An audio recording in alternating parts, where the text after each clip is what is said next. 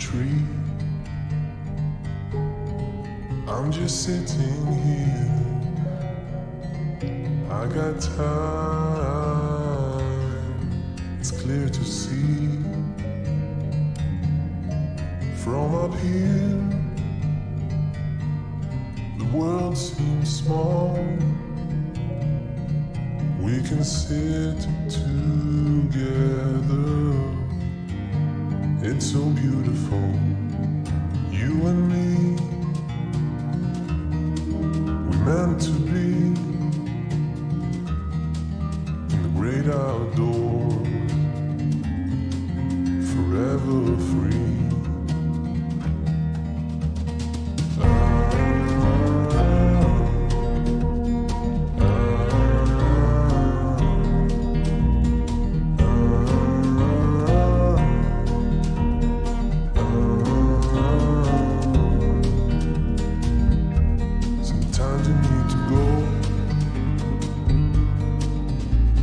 Step back to see the truth around you. From a distance you can tell.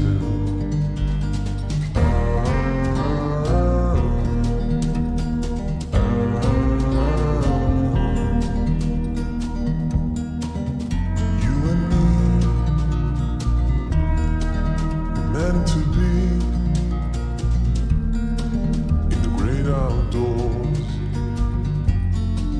forever free. You and me, meant to be in the great outdoors, forever free.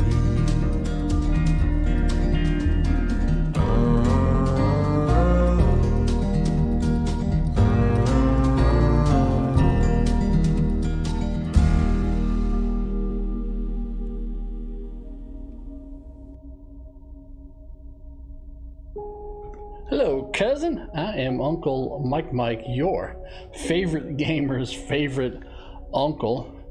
And happy Friday the 13th. And that is one of the reasons why I am streaming here this later afternoon. It's because we are going to be watching a scary movie tonight. So I will not be live streaming at 8 p.m. I will be live streaming now, and then I'll be live streaming over the weekend. So let's get some things out of the way, as we always do. First, remember, thumbs up because you are amazing. Also, speaking of thumbs up, go click that like button if you do, because that helps other people find my channel and enjoy what we are doing here, because that activates the YouTube algorithm.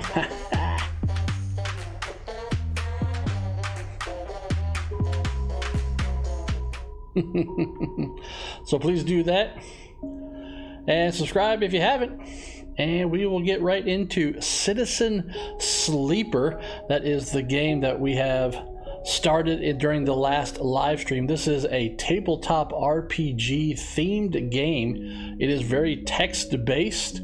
It is based with its own set of dice, its own set of story and missions called drives, and so it's very, very interesting. There's kind of a whole tabletop role-playing game rules and lingo that you have to learn, which for me is then amazing, because I like doing that kind of stuff. Also, one other thing is we'll be live streaming here for about 2 hours max. And the reason being is because even though I am a happy-go-lucky, fun person, I am still in pain here with my lower back. I am now on steroids and muscle relaxants. So if I act a little bit more loopy, that's why, but I just can't sit for long periods. Actually, I can sit for long periods.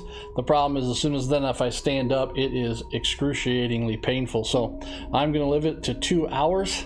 So that's kind of what we will be doing here this afternoon / evening, wherever you are at. So let's go ahead and continue, and let's go ahead and get right into here our extractor. And there are 3 classes, if we remember when we started last time, but we are going to play the live stream playthrough here of the extractor. And also the game is, again, very heavily based in tabletop RPG, so it's almost a text-based game. So I find it fascinating. I really do.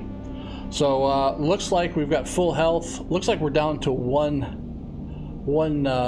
dice. So it looks like one of the first things we're going to need to do here is sleep. So let's go ahead and go in here and let's end the cycle. Yeah, we're full up on that. So let's go ahead and should be able to. Okay, I can put in. I mean, that's great. I can put in dice. Sure, why not? I mean, it's not going to do anything for me. I'm already at full energy. You haven't finished. You aren't finished with this, like, complete active scenes. Oh, okay. So there's people I've got to talk to or something. Maybe here. Nope, that's delivered data. So that is not.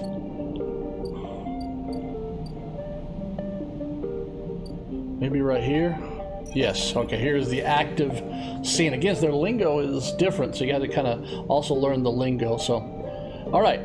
From the walkway, the sidereal horizon looks impossibly vast. A landscape of plating and frames. All along her flanks, torches flicker, drones maneuver, arc lights glint. The sense of scale of industry is both stunning and strangely unsettling. She's quite beautiful, I think. You turn to see a figure a little way down the walkway, leaning on the railing. He is thin, ragged, his work gear poorly fitting and loose.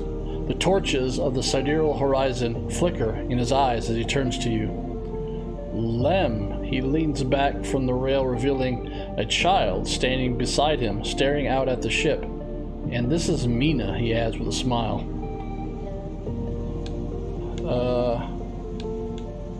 Let's see. I'll say to him, "Hi, Liam." "Hi," he replies plainly, then shifts a little closer down the rail. Mina stares and tucks herself behind Lem, who dutifully picks her up. Mina looks out from Lem's chest, a dark brown eye twinkling among the rough material. "You working on her, then?" Lem asks eagerly, gesturing toward the vast ship, or just admiring. He shifts Mina's weight in his other arm. "I am working." Me too, he flashes a Heavenage pass. And that's the, like the area, right? So that's what it is. It's like the corporate pass, like the badge. "I knew it just to look at you." I mean, he stumbles a little bit over his words, not wanting to be misunderstood. "I mean, you look like a worker." Well, we are. We're an extractor, so like a machinist, I guess I would almost call it. She's Mina, and I take it out of this place. Our escape vector, so to speak. Let's keep it simple, right? How, who, what, why, when, how.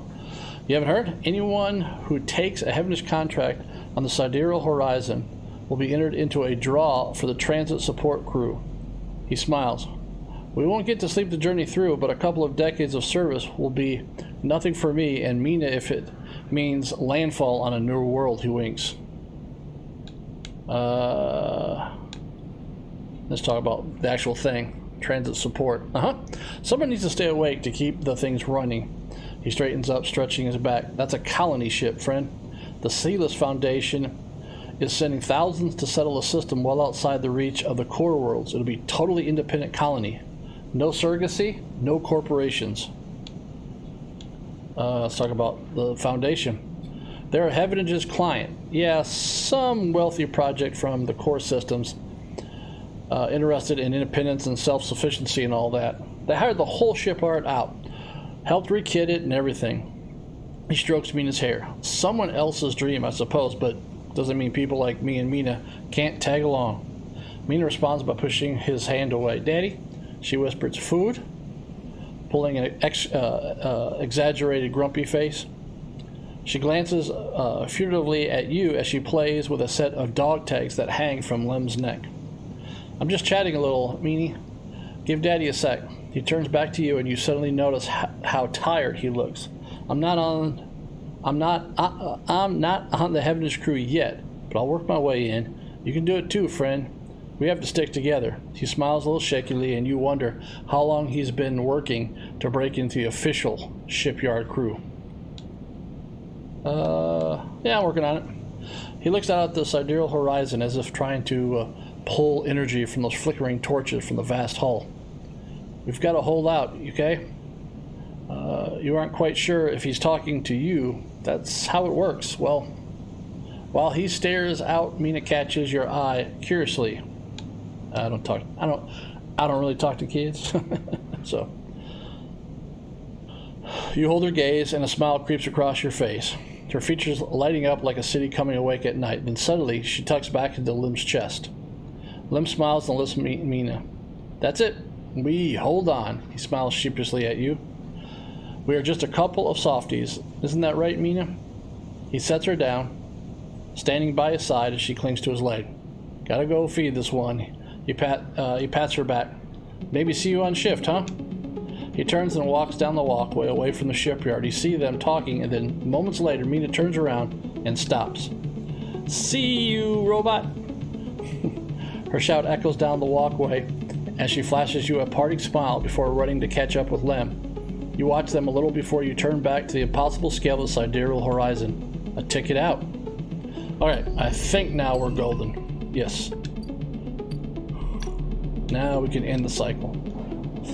Which is our day. That's what that is. So we can end our day. So now we wake up. We get our new... We can use... What's up, Stephanie? Thumbs up because you are amazing. We are playing Citizen Sleeper, which is this... It's a tabletop RPG kind of game. It's very text-based, so I am reading what's going on while we're doing this. And then it has a very interesting dice element to it and so on. So a little hard to understand if you really want to kind of understand. We kind of learned how to play in the last live stream that I was doing, so, and I'll be live streaming here until probably at the top of the next hour, just because I have an injured back, and so I am on medication right now, and so sitting for too long just becomes painful. So that's a little I should have say that as a, to be fully transparent. That is how I shall say it. So all right, so what basically is, if you weren't here last time, I can kind of give you the synapses. You can see on the top of the screen, we got these dice. They do things for us. They give us our powers and abilities and chances to actually accomplish missions, and missions are called drives in the game. Where are we at right now? We are on this, basically this ring world. So we are, it's a space station, and we picked to be an extractor, which is basically a worker, like a machinist. And so we've got things that we can do, people we meet. It's all pretty much text-based. So we just woke up for the day. We got our new set of dice, because you use your dice. Then once you've used your dice, once you are done, then you have to sleep. So you have to redo your cycle. So, well, happy birthday to you, Stephanie. 22 laps around the sun. Well, I've done 51 laps around the sun. So, well, happy birthday. If we don't talk tomorrow, I will be live streaming tomorrow, probably back at toward my 8 p.m. live stream tomorrow. Don't know what I'll be live streaming. Maybe do a flight.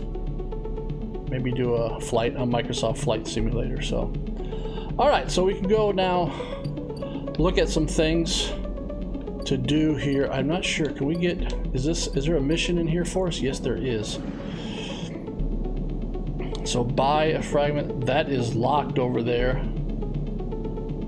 That requires a skill upgrade, which we don't have. We do have some money, so we could buy some things, but doing so, I don't think I want to spend our money there. So,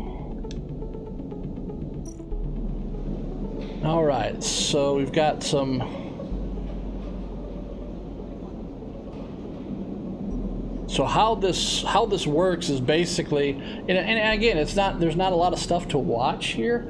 It is basically text-based. So what we have here is we have two missions that we can do here. We've either got steel dock plans, so it says heavenly security have to have plans. Stealing them would be the fastest way to get to know this place and the most dangerous. Or you can explore the rotunda, which is then a risky, and the rotunda of the old dock is filled with passageways. And then at the bottom of the page we have Dock Watcher and Heavenage Watch List. Those are the actual like missions, and they are drives, as they saw. So we've got actions, which is steal dock plans or explore the rotunda, and then you got the missions, Dock Watcher or Heavenly Watch List, that you can complete.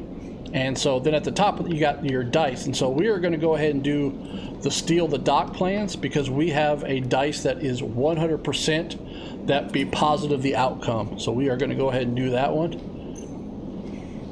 And these are all rules that we figured out last time in when we first played this game. So that is now unavailable, and so we've completed Dock Watcher. So getting to know the rotunda doesn't just mean new places to visit, it means keeping your eye on new arrivals too.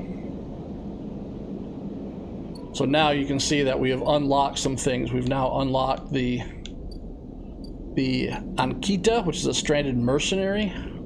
We've now unlocked the sealed dock, and we've unlocked the bar. So that's kind of how this works. There's no like movement really in the game. We don't have a character or anything that we move around. It's almost completely text-based. Up here is where we can buy food.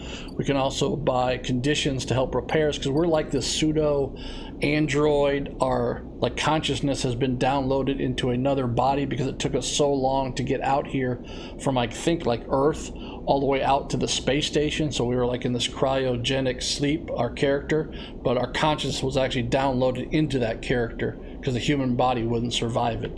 So it's very interesting. It's so far it's been quite interesting. So, and then you get, when you complete things, you then get upgrade points, and this is your character sheet. So we are basically an extractor. We like to tear stuff apart, basically. That is our character. So all right, so yeah, all right, let's see here. We opened up this, so let's go check out the bar so we can get ourselves a drink. You're unsure if your frame can metabolize alcohol, but this fungal drink. So it seems like the food is all based on mushrooms, on fungus. So it seems like now the drinks are too. Our fermental on the Greenway seems like a good test. Or you can buy rations, and the little C with the line through it is the money in the game. Tala keeps some expired Solheim rations behind the bar for those weary spacers who ask why the Overlook doesn't serve food. Well, since it's Friday, I'm going to buy a drink. So you can see we got some energy back, and we've got enough money. Let's go ahead and also buy. So let's go ahead and buy some food too, which should give us energy. So we're full on energy now. You can also see that the Overlook regular mission, which they call drives, is now has a yellow bar. So the Overlook, so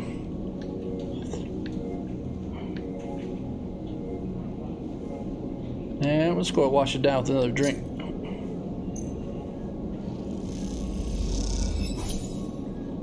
All right, so I'm going to buy another drink because that should fill up that Overlook regular. There we go. All right, so we spent some money here, so let's go ahead.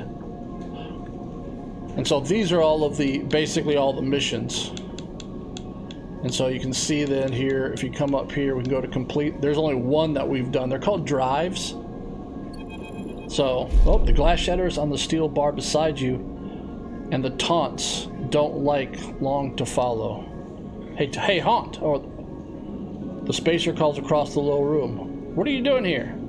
He laughs at his own lame joke, laughing human. Oh, okay. We want to leave.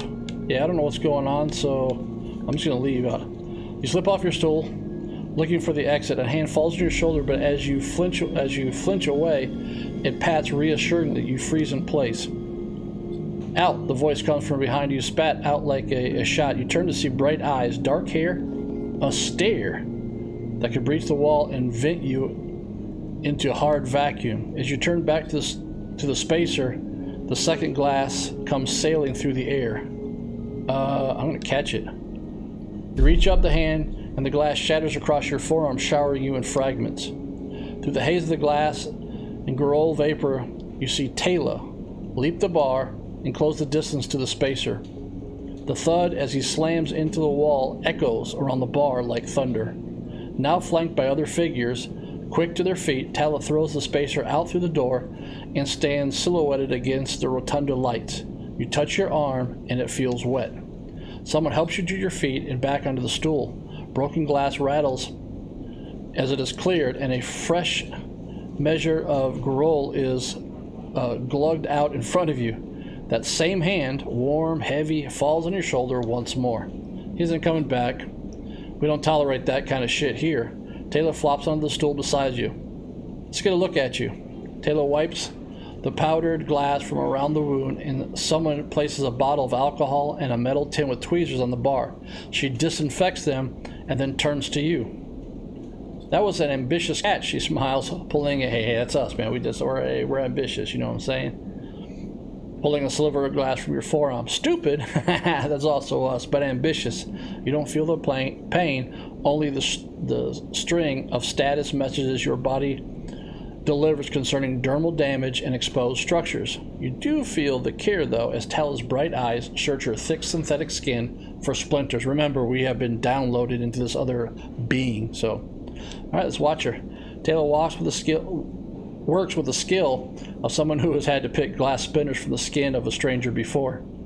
She hones in on each bright shard, all the time, tapping the tweezer tips in little rhythms that only she can follow.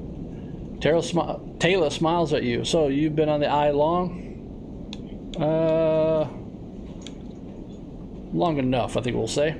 She laughs. Hey, you don't need to act tough with me. A splinter clicks in the tin. Not everyone is like that idiot. We don't all hate you. She glances around. Some of the regulars, maybe they fear you, maybe they're just curious. I don't know, but I do know that the Overlook is a safe place. I know what it's like to be new in this place, trust me. She meets your eye. I'm not trying to convince you of anything or separate you from your chits. So chits are the money in the game, if we remember. So the little C with the line through it, that's chits. I just want you to know that if you need somewhere, you can always come here. So we've already kind of befriended the food guy. Now it looks like we've got a friendly bartender, which is always good. I know the rations we've got aren't much, and the company is limited, but if you need work, I'll happily put you behind the bar, and if you need shelter, well, we can discuss that. Right now, we're living in a container where we work, in the cargo bay. You'll be safe. I usually have Francis on the door, but he's up in the Greenway this cycle, haggling with our supplier. Francis tends to be particular about what we serve, even if the clientele isn't. She places her tweezers in the tin with a clink. That's you, Sleeper. Here. She slides a glass of Gorol to you. This'll help. She stops, her hand still in the glass. Wait, does this help? I mean, can you get drunk? Let's find out. It's Friday. It's Friday. You know what I mean? It's Friday. So let's find out. She laughs. Don't sit here too long. I'd hate to see you become a real regular. She walks back across the bar, gathering the glasses as she does, and before long is retelling how she threw that spacer out to a new group that just wandered in, complete with dramatic actions. She gestures in your direction, and you instinctively look away, back to the worn surface of the bar. You take a sip of the Gorol, and earthly fungal tones fill your sense. Remember, everything seems to be made out of damn mushrooms, almost blocking out sight and sound. Like driving headfirst in the bog, you may not have able to get drunk, but this connection to something grown, something fermented, something old feels good. All right, so there we go. So we talked to the bar. So now if we go into the bar, you can see that we're back. We can now have a new action that we can do. So we can still buy rations, but now we have we can actually work behind the bar. So, and how you do that is, if you want to do that, we could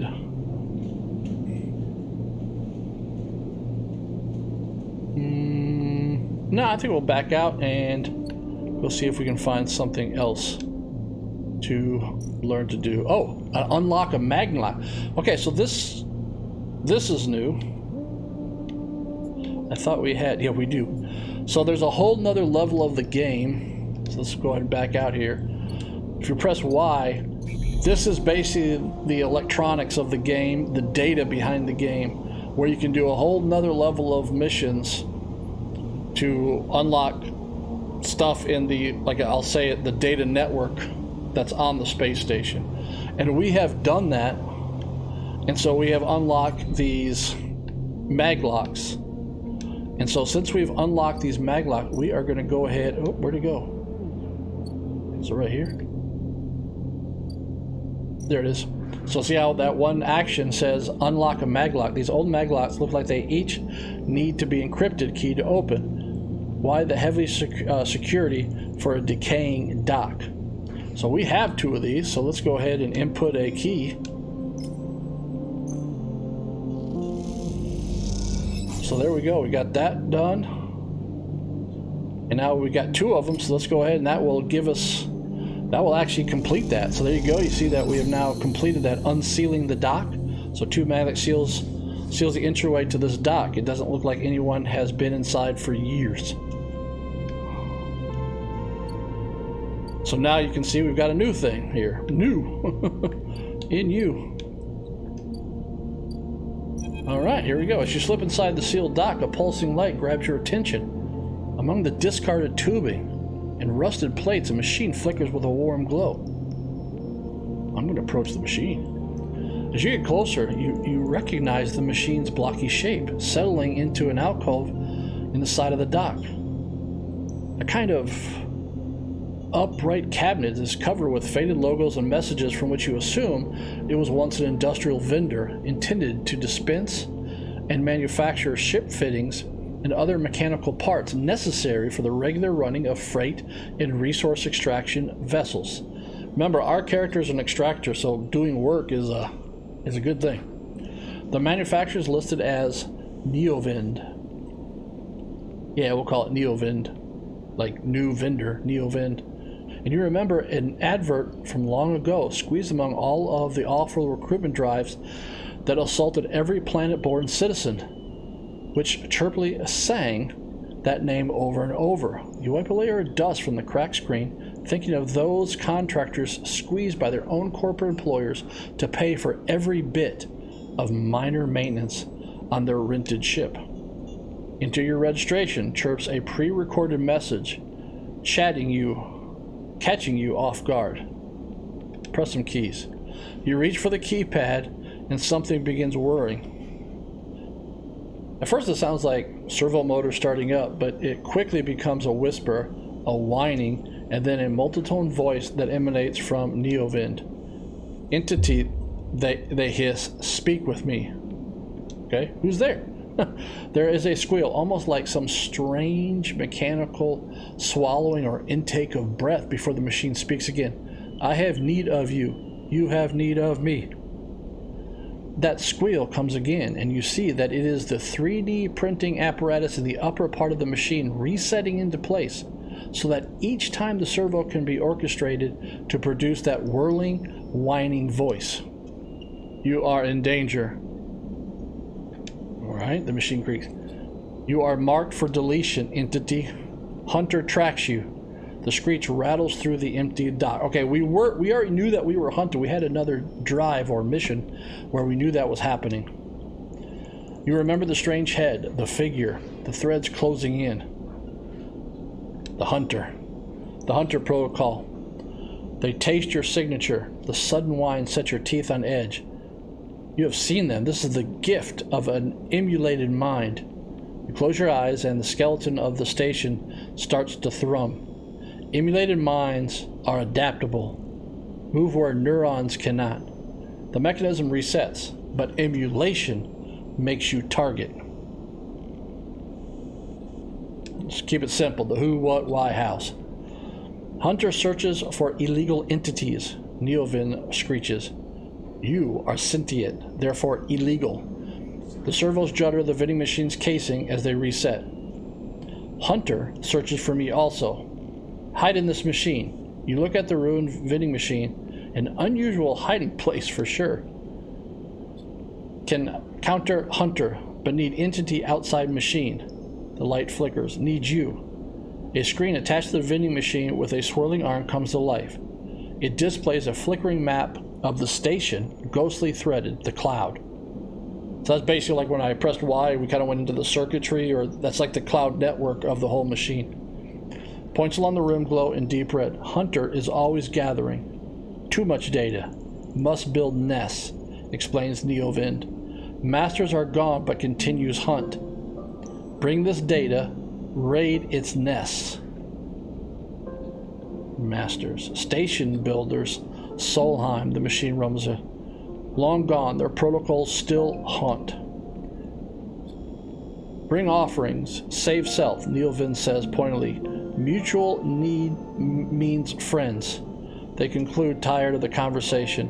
The whirling amplifies and then suddenly drops as mechanisms within the machine click back into place. The glow fades and you are left stood in the dark of the sealed dock, that whirling voice ringing in your ears. Alright, so we basically got a probably new mission here. So if we press LB and we can come up here and... So here are all of our missions that we have found.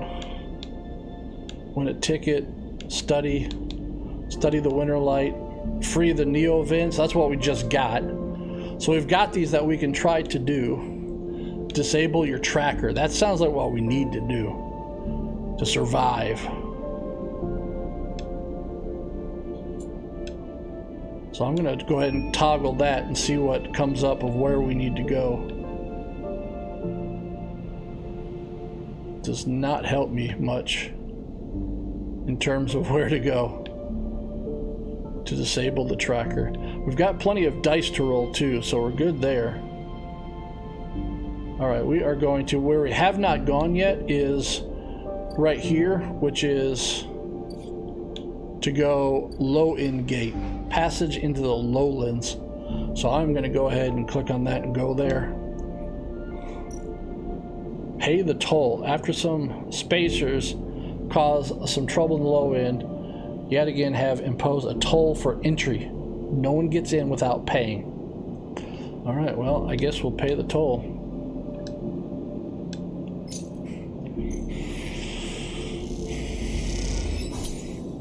Alright, so at least we got access now.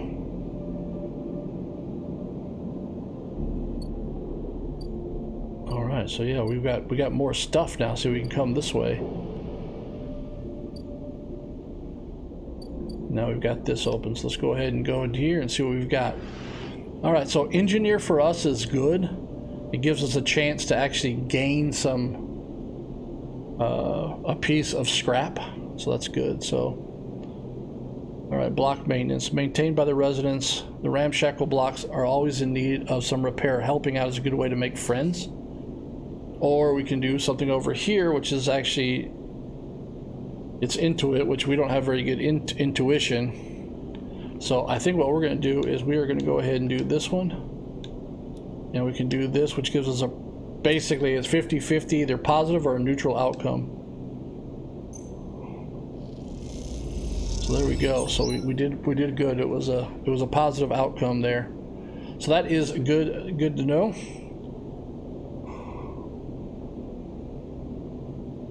We could do another one. There's a chance of a negative outcome, but we'll go ahead and do it. Negative, we just, oh man, okay, so, and we can do it again. Oh, that's not what I want to do. Let's see what happens. So you put your dice in to see what happens. So there we go, we got a nice positive outcome. And we also got a piece of scrap, so that is really good that we got out of that. So now with that, we can come back over here to the exchange, and now we can actually sell that component that we got. So we got a component by doing that mission and using our engineer skill. So all right, yeah, we're moving right along. It's a very interesting game, but you really got to kind of get into the tabletop role-playing game mechanics of it. But since we are now out of dice along the top there, we don't have any more dice. Now we need to go sleep. Oh, we still got some action scenes to do, so Let's go find our action scenes. So that is not an action scene. That is not an action scene. That is not an action scene. I'm trying to figure out where the action scenes are.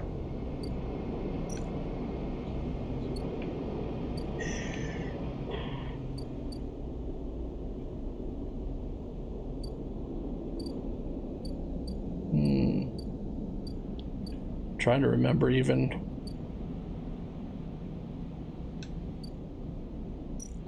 That's not an action scene. That has missions. That has missions. All right, I'm trying. So somewhere in here we have an action. Oh, maybe it's this right here. That's what it is right here. There we go. Hey, you. Want to earn a chit? Again, chit is money. And Kita stands besides a huge pile of tied together hull plates. She stretches out her back, her shoulders bulging beneath her flight suit. Make it two. And Kita laughs. This is a goddamn station. She sighs and pinches the bridge of her nose. All right, come here. You cross the docking concourse as she begins to split the platings in two bundles. What is it with this place, she asks as she angrily lashes the massive plates together. Everyone wants their cut. She straightens up to an imposing height, her armor plates creaking, and looks up at you and down. Or is it just that you all think I'm an easy mark? No, I'm gonna stay silent. And Kita softens. I get it, I do. She shakes her head, but if I could go just one cycle without some jumped up grifter trying to take me for an idiot, then that would be nice. And Kita hosts one bundle of plating onto her shoulder. Come on then, enough chat. You've got to earn those chits. You struggle to shoulder the plates, but you do so eventually. And Kita gives you a look. Ship's this way. And she sets off down a gantry at impressive speed.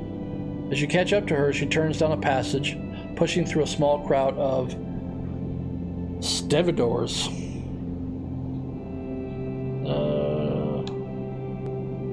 What's all this for? Oh, this? She nods at the plates on her back. I'm building a tree house. Okay. She gives you another one of her looks. It's for the ambergris. That cutter you might have been seeing sighting silent out there. She rapidly turns around the corner as you trail behind. She got cut up pretty bad on her last job, and I had to moor up here for a spell. But since then, it's only gotten worse. Someone got in and sliced the core from our ship mine, so now she's gone dark. She shifts the panels on her shoulder. The upshot is that I'm short one ship of mine, with a ton of repairs to do, and the rest of the crew signed off the moment they got wind I'd be stranded. So yeah, it's been a time. Alright, let's help. I don't know, got a ship mine tucked away in the frame of yours? For a moment, you aren't sure if she is serious. And Kita swings the plates from her back, almost knocking you over in the process. This is me. She hauls the second bundle off her shoulder. You're the first person I've met who might actually be considered helpful. She pauses, chewing her bottom lip. Look, you want to help? Come see me. I need a hand putting Amber back together, and you don't seem like the type to try anything stupid. She passes the bundles of plates through the ambergris outer lock and then turns back. Just don't go spreading all this around. And Kita throws you a couple of chits. She gives you a parting nod and ducks through the doorway. All right, get out of here, she calls back, and the lock slams shut. All right, well. All right, so we've got a new mission here. So we can disable the tracker, which I don't think, but now we need to build the ship mine.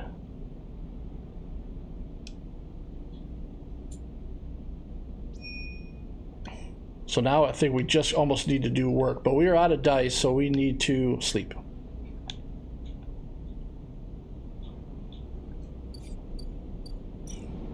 So let's go ahead in the cycle.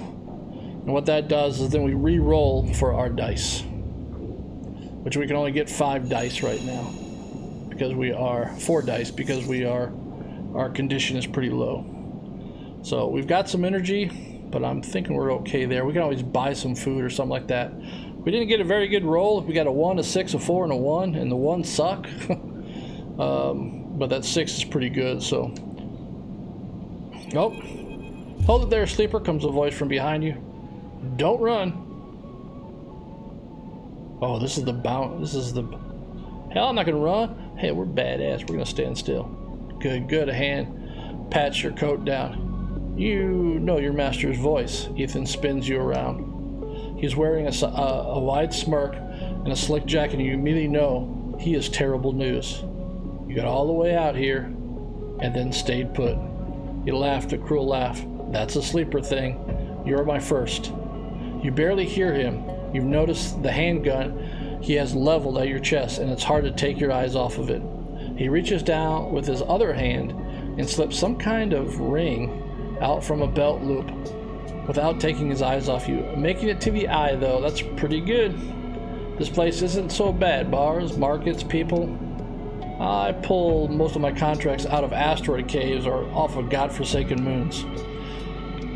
He splits the ring in 2 perfect circles. It's hard to hit civilization when there's so much space to pass through. I'm not gonna say anything. He reaches over the slide and slides the ring around your wrists. Go easy. You know what? I'm kind of interested in what's going on here. Good. You got the idea. He says, it's over. Ethan nudges you to start walking. To the ship and home. He whistles, go easy. You stumble down the corridor, your hands behind you, your mind racing.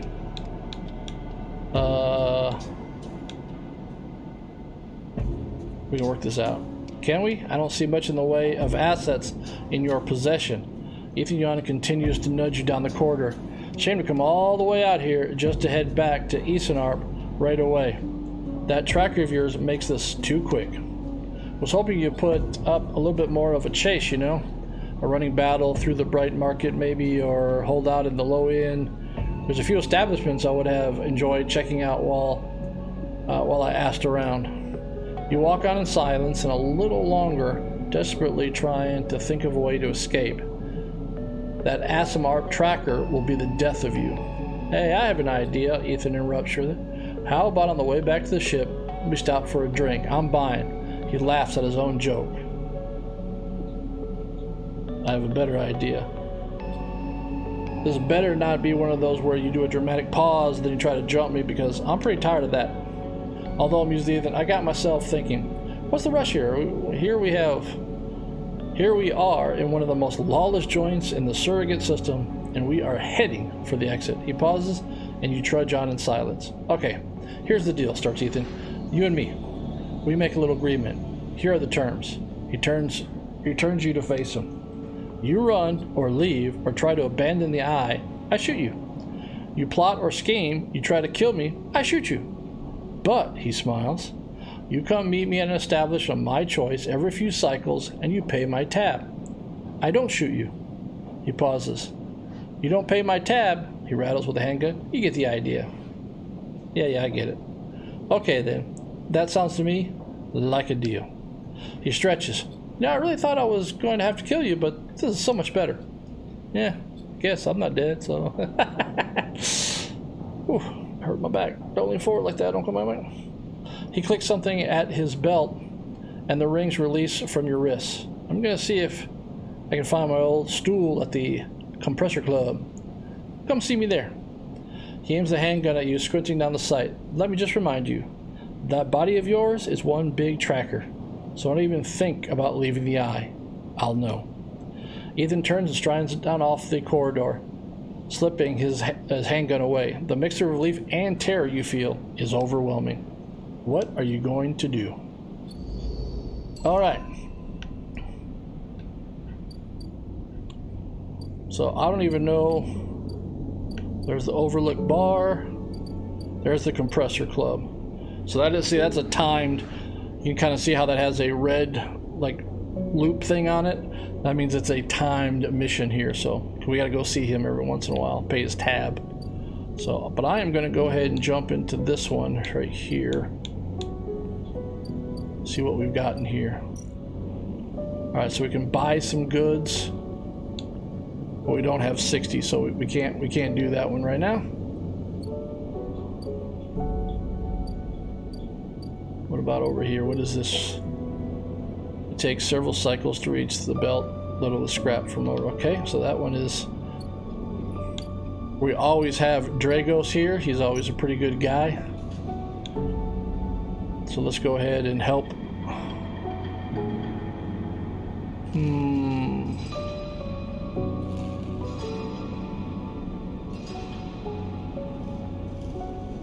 Well, we need to find out more about the winter light, so let's go ahead and do that one, and let's do the one that gives us the most. So let's go ahead and do this. So either it's going to be a good outcome or a neutral outcome. We got a neutral outcome, which she just gave us plus on that. So let's go ahead and do another one here. This could end up a little bad for us. Well, positive outcome. So we got a scrap item, so that is good. So we can now. So now we got a scrap item. We can come up here.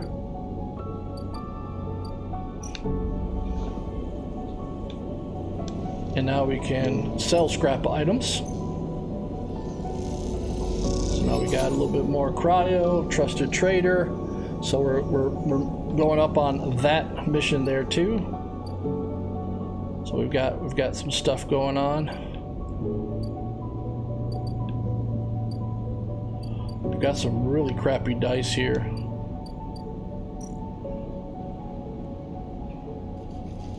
So I think we need to use these crappy dice in this one. So this is basically going to be neutral or bad. That's basically what it's going to be. We'll see what happens here. So we got some money, so that's good. But I don't want to spend my money right now. So let's go ahead and do another one here. So we got some more money. And we got a random scrap item, which is always good because then again, now that we got a random scrap item, we can come sell it. So that's how this works. And so the game is very much a text-based game. All right, so now that we've got, what happens if we go in here? Is it too early? Yeah, so Ethan's tab. So now we need to keep some money. But if we could actually get rid of our tracker,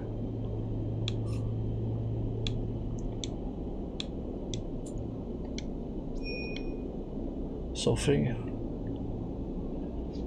All right, so help Fing chase his leads. Fing. Who was Fing? I gotta remember who people are.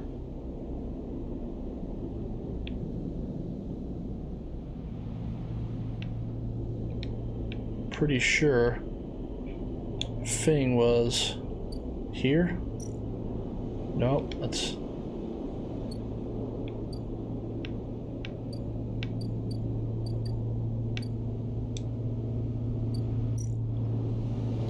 I'm trying to remember who Fing is. Help Fing chase his leads. That's what we gotta figure out here.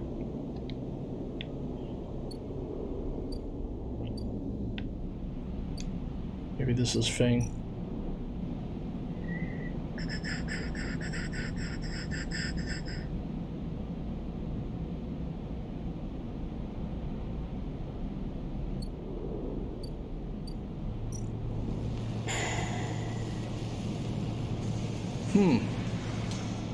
Yeah, I don't know. I don't know where Fing is at now.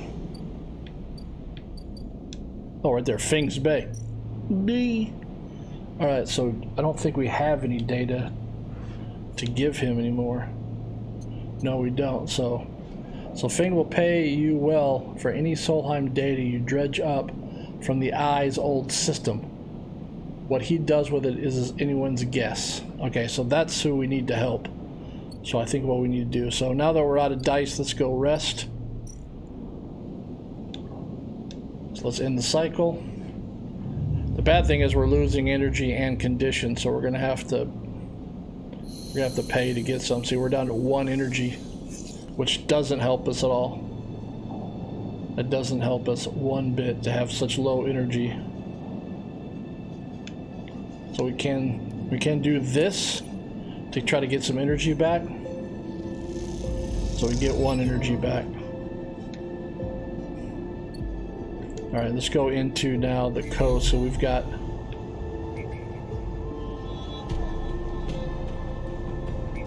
Hunter's Nest. I can't go in there. So how this works is with our dice, we need a 4 or 5.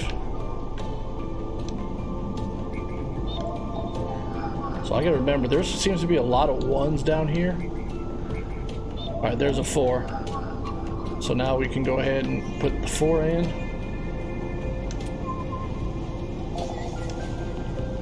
And then get the data. There we go, Solheim data. So we got 1 Solheim data.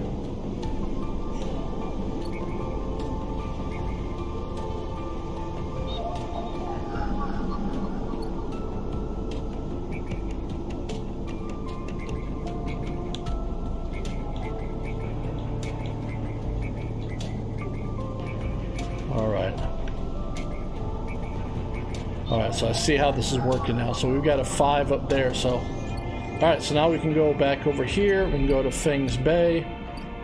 And now we can input 1 in there. Now that we've got that 1. So this is how this game works. It's you know, it's kind of not really a puzzle game, but you know, I mean, it really is tabletop RPG. Just got to remember where things are at. You're managing a bunch of different resources. People want different things, so that's how that works. So, all right, we've got a pretty good roll here. So let's see if we can get a pretty good roll here.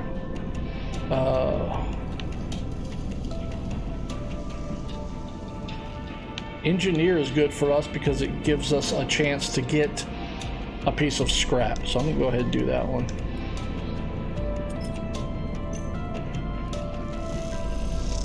Alright, so we got some money. It didn't give us any scrap, but it gave us closer to the yard clearance and so on. So we are now out of dice. But what we can do here is, let's go see if we can buy some. Oh my god. 100 cryo, $100 to get our stabilizer back up, which is our top health bar. Wow. Okay. Now we are really working on limited resources here. So, all right, let's go ahead and end the cycle. We're gonna be down to no health or no energy, which is not good. So now we're starving. But we can. All right, let's go ahead and get a bunch of health here. This should at least give us 2 health, if not 3. Gives us 3. Okay. All right, let's now go back down in here into the Solheim, which is right here. So that's a 2.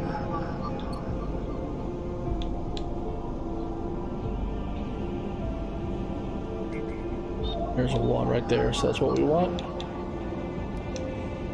Extract the data. Alright, so now we got more data.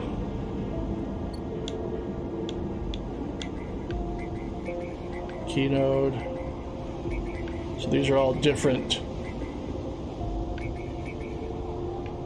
places, nodes that we can hack into.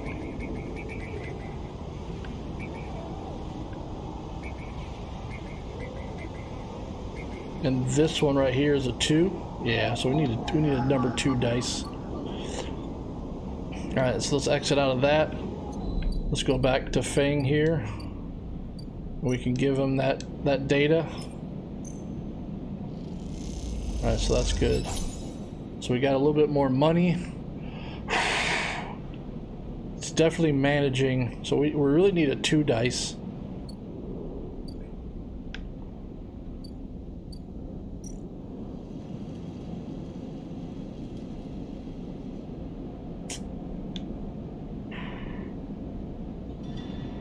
All right, so we got to think about what we want to do here in terms of.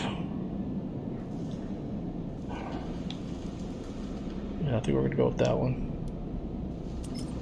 See what we get. Come on, come on.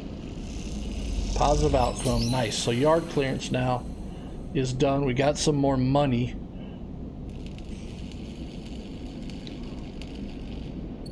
All right. The final piece of the winter light sit in neat piles, waiting for the collection shuttle from Heavenage.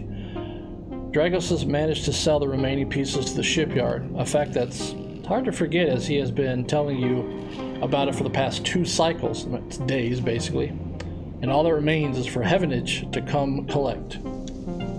You look around at the yard, transformed from when you arrived. Mostly repaired drones flint back and forth, no longer buzzing unevenly or lost in the dark corners, and the scrap is sectioning, sorted, and the system that you and Dragos have put into place over the past cycles paying off. As you look, you notice the glow of the pale light from the office of the entrance.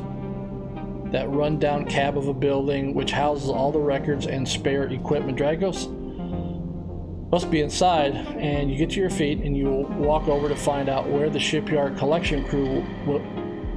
When the shipyard collection crew will be here.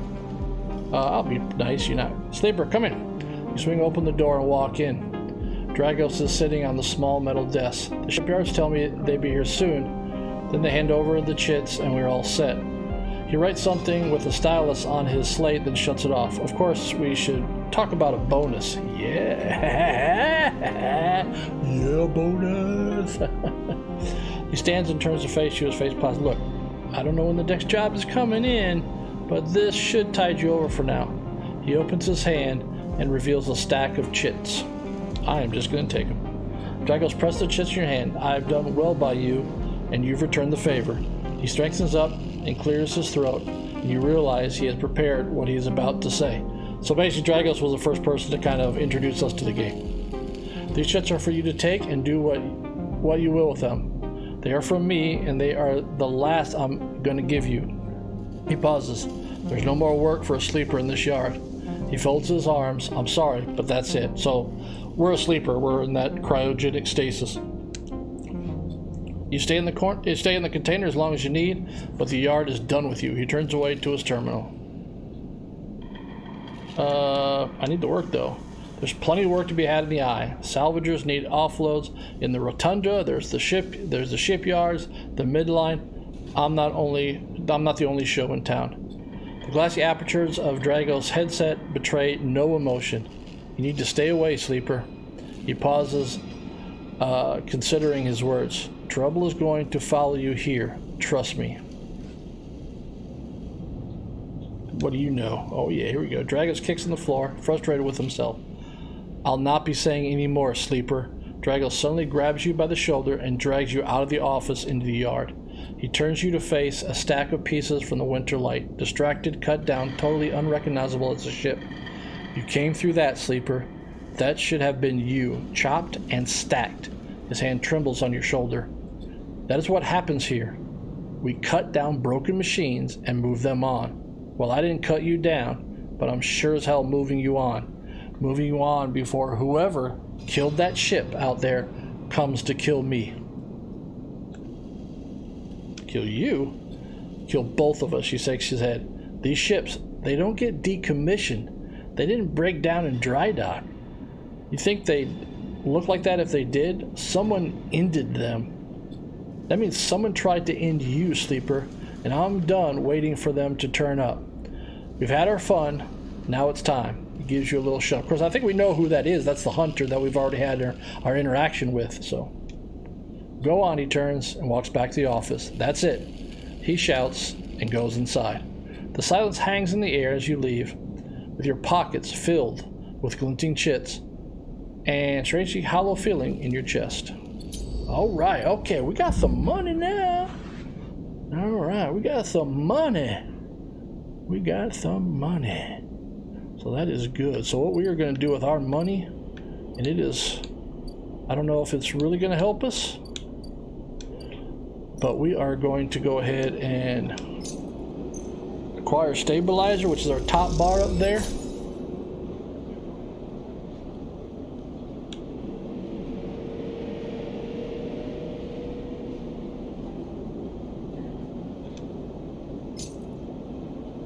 Oh my god, that only makes it by 1? Oh, I didn't know that. Oh, as you quickly leave the surgery, eager to be away from Tua's glare, you notice something wrapped around the stabilizer vial, clutched tightly in your hand. You open your hand, and a thin film marked with holes and sigils unrolls from around the vial. At one end is a hard metal stripe, a handle. I'm gonna look at the film. You hold the cloudy film up to the light. It is perforated from an ornate pattern of holes. You can make out a word among the markings. Passkey. Is this an entry key for somewhere? Inspect the handle. The metal handle is worn and pitted, but you can see a set of numbers imprinted to it. 207F, and then crudely scratch into the handle at some lower or later date, low in. For a moment you consider going back to the surgery to return the key, and then quickly think better of it. Did Sabine want you to have this, or is Toshiro passing on a message? Time to head to the low end and find out. Okay, we finished the mission. So now we got an upgrade point. So we can open up our character sheet here, and now we've got a point to add here. So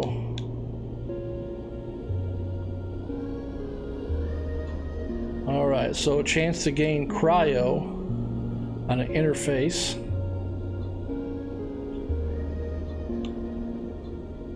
So here's our choices.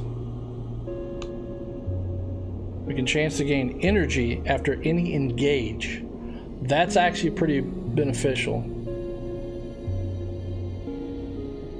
As the energy gets too low, then our condition starts getting lower. You can also then, though, keep 2 dice even when our condition is very bad.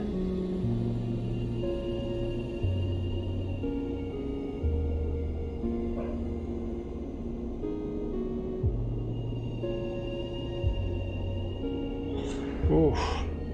This is a tough one. But dice allow us to do stuff.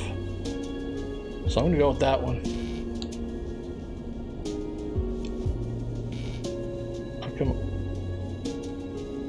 How come I can't?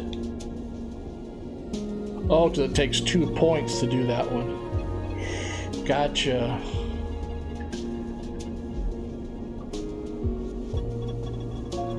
Alright, so we got so we can get money. Yeah, I'm gonna go with that one then. I'm gonna upgrade to that one then. Alright, so now we've got engineer, interface are the ones that we really want to do. Okay, we are out of dice, so we need to sleep. So let's go home. Okay, oh, okay, so we bought the stabilizer. This is where we can actually use it. Oh, okay, I gotcha. Alright, so we're gonna go into here. We're gonna sleep. We lose 2 energy every time you sleep. So we'll wake up with 1 energy.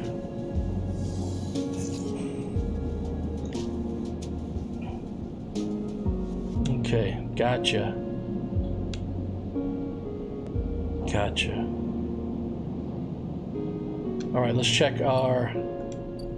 Is it stealth 2 though?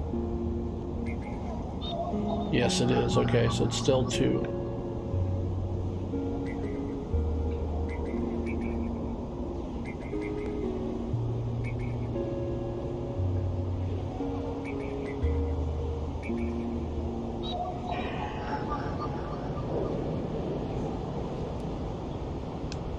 I'm just gonna go ahead and Alright, perk transfer intercept. Oh, I got an interface right there, okay.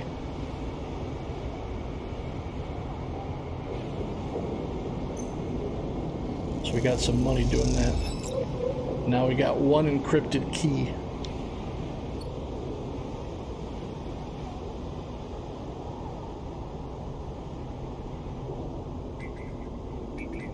Alright, let's go ahead and go back topside. We've got one thing that we can do. Low-end apartments, that's cool. What is that? You find the... Oh, okay, right there. There's the pass key. So we need to... Oh, we have the pass key. Unlock an apartment? Heck yeah!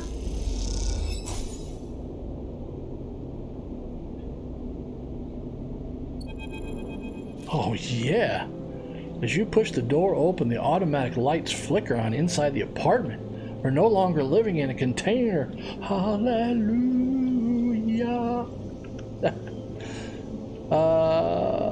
They reveal yellowing plastic panels, the curved shape of wall-mounted utility units, the detritus of the routine life arranged on every surface. You step inside, clicking the door shut behind you. The amber light of the aging fixtures glaze everything with pale orange. Yeah, orange. The color of Uncle Mike. The work surfaces hold a variety of objects. Instinct in the dull lighting. A pale blue light drifts from a doorway at the end of the room. Oh, the doorway. You cross the cramped utility room with its auto wash, dispensers, water closet towards the doorway. Through the doorway is a dark, warm room, lit only by the faint glow of a terminal screen. Sure. Approach the terminal. As you approach, there is a crackle from somewhere in the dark. Sleeper? Oh. Sharp sleeper. Sabine's voice shakily echoes through the apartment. Welcome to my home. I'm sorry I can't be there. I have to make alternate arrangements.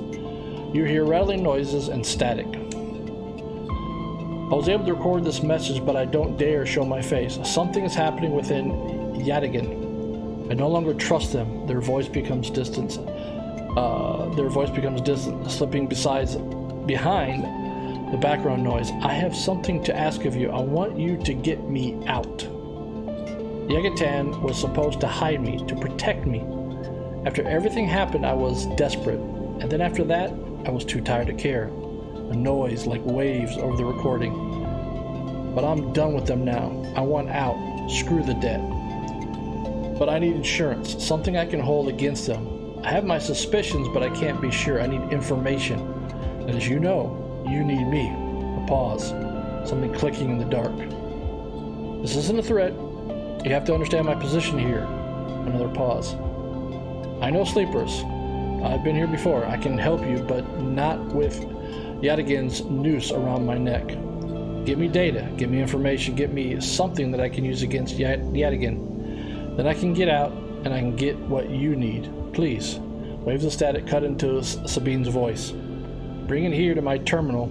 I'll get to it when I can. You look around the tiny room and try to imagine Sabine living here, working at the desk, sleeping in the bunk, blinking into the terminal in the dark. The recording cuts to static, filling the room with white noise, then silence. Alright. You turn away and leave, the door clunking behind you. Back in the corridor, you notice the scrawled graffiti of a blade on the opposite wall. Yadigan. You feel yourself being drawn into something you don't quite understand. Alright. So now, can we sleep here? No, so we need to... This is his apartment, but this is still not our home. So, we almost got to pay the hunters. So we need some better dice rolling. Okay, we've got a ship in though. Okay, here we go. Offloading scrap, so we can either... Alright, we can unload the containers. Put those in 100% positive because that's a +1 for us. So this should now finish this for us.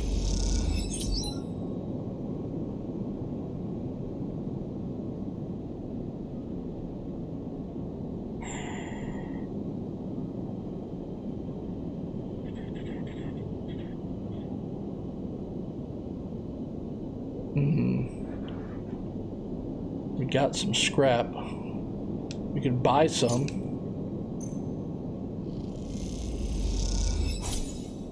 Alright, so we bought some scrap. So that's interesting. We can buy scrap here too. Okay.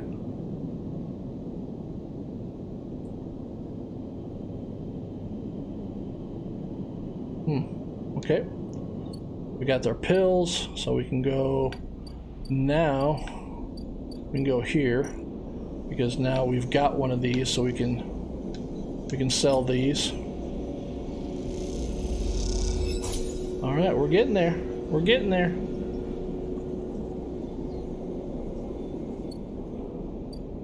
Now, what I want to see though is why this is a sealed. This is another sealed dock.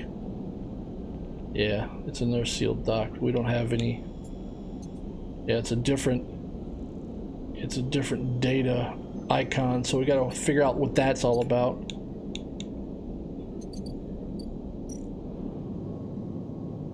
See, there's a cycle clock and it says offloading scrap. The freighter will stay docked for as many cycles as it is to offload. Okay, so that's okay. Got it. Okay, so it'll just stay there. Okay, gotcha. Okay, now I understand what that means. All right, we are out of dice, so let's end the cycle.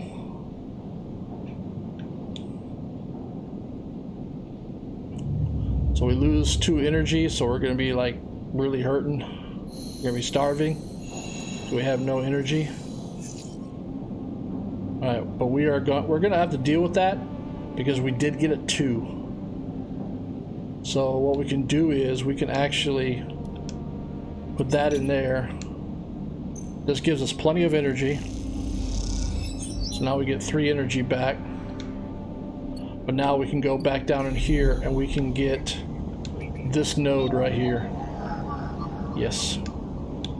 We can put our roll of 2 in there. We can now extract the data. So now we got the Solheim data. Now we can go back topside, go to Fing. And at Fing, we can now deliver the data, which should complete the mission for him. Yeah. That's it right there.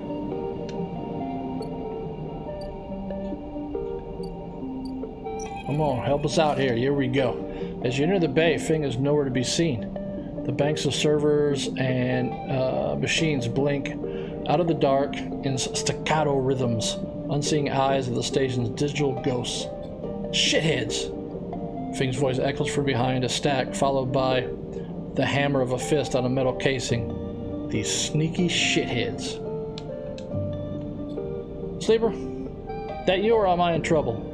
Fing's grinning head pops out from behind the stack. Just the emulated consciousness I have been eager to see. Come back here.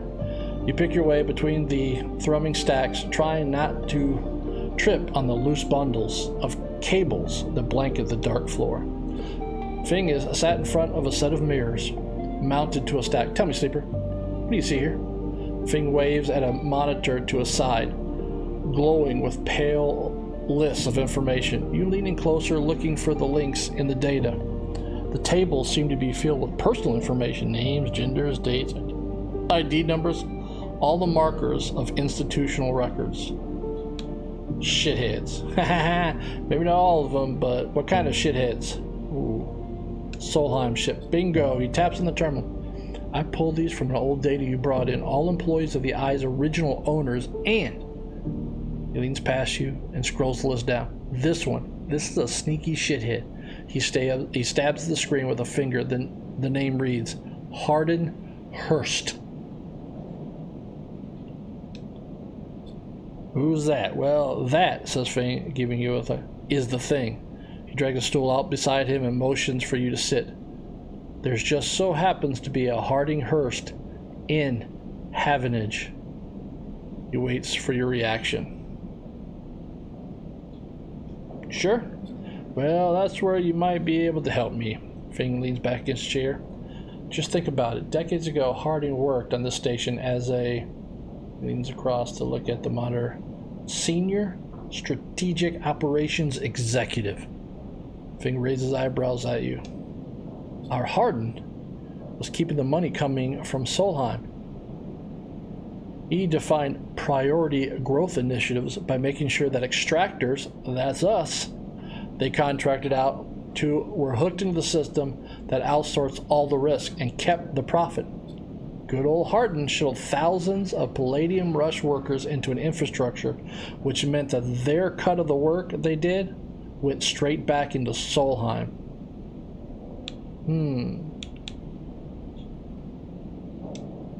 How do you know this? Well, I grew up here, Sleeper. This is my history. I am a child of the collapse. Finn turns back to a screen, staring hard at the strings of code flickering by. It's like the Matrix. Ooh, the Matrix. Before I was born, my parents were Solheim contractors. They ate in Solheim canteens, worked on Solheim ships. They breathed Solheim air and slept in Solheim beds. Finn's voice raised as he speaks, his hands fists on the terminal edge, and the work that paid for that existence, the cycles of hard extractions out in the belt, Solheim took their cut. This was a company town, so to speak, and my parents were just another in the long line of freelance contractors willing to risk their lives for a shot at anything other than poverty. Disposable. This guy, stabbing at Harding once again with his finger, strategized all that, did the sums, and then somehow, thousands and thousands of cycles later, is still going, still here, crawling in the walls like some shithead snake. He survived the revolution. How? These guys, they were big time. There's a lot of money that you can get if you are a company man. Finn relaxed a little, but how is Hardin still kicking? I really don't know. He turns to you and smiles. So we're going to find out.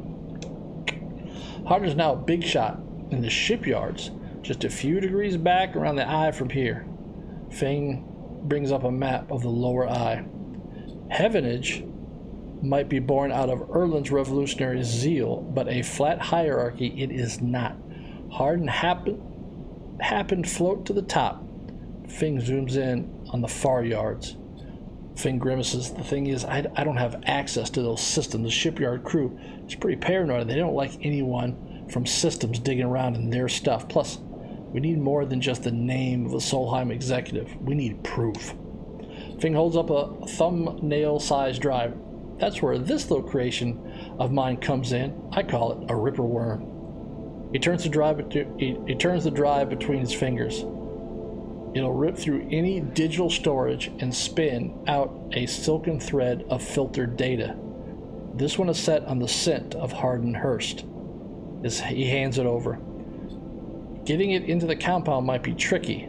Finn puts a hand on your shoulder, but you, however, have a particular knack for remote access. Finn grins. If you can extract yourself a Half-inch cipher from a Half-inch agent, then sometimes carry them along their data cache, you can crack open the compound's network and slot the worm in through any open port. You never even need to go near the shipyards. So what do you say? Up for it? Yeah, but what do I get?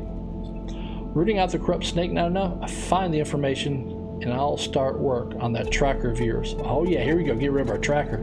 Well, we might only have to pay our hunter once here. Finn scratches his chin. Anything the worm gets, I'll send it back here. There's something wrong here, and I aim to get to the rotten core of it.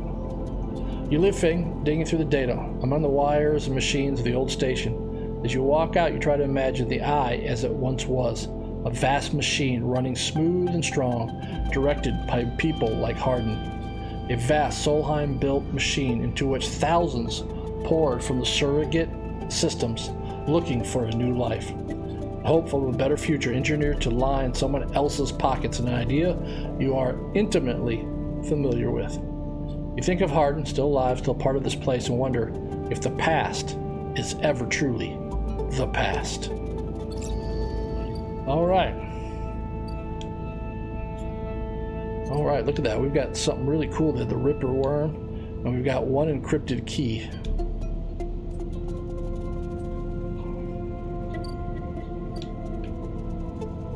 All right, we have no more. Got some money.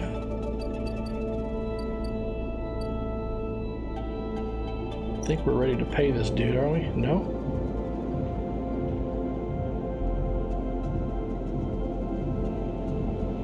Alright, pay. Oh, yeah, we do. So we got 2 cycles to pay his tab. I think we're good. I say we pay it already.